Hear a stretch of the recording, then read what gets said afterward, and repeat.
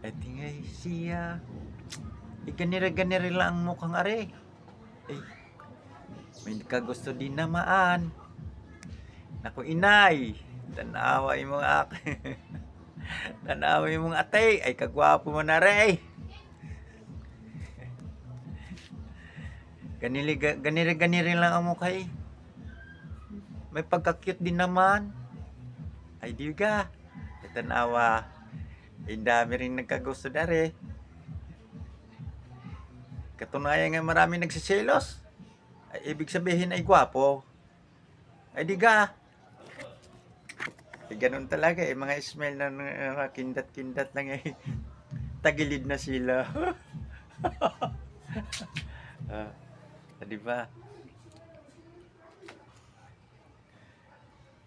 Huwag mo lang isipin na pangit ka, isipin mo lang gwapo ka.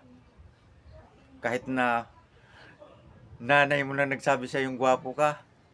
Pero ang totoo nun, yung iba nakakatingin sa iyo. Huwag na nating banggitin, alam mo na yun kung ano ibig sabihin nun. O di ba? Oh, ano? O tingnan mo.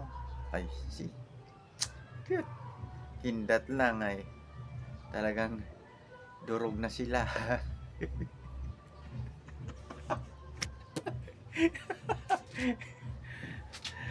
Ganyan lang, masarap. Kaya ako masaya lang.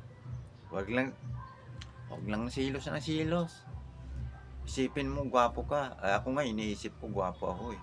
Kahit ako lang nagsasabi sa sarili kong gwapo ako.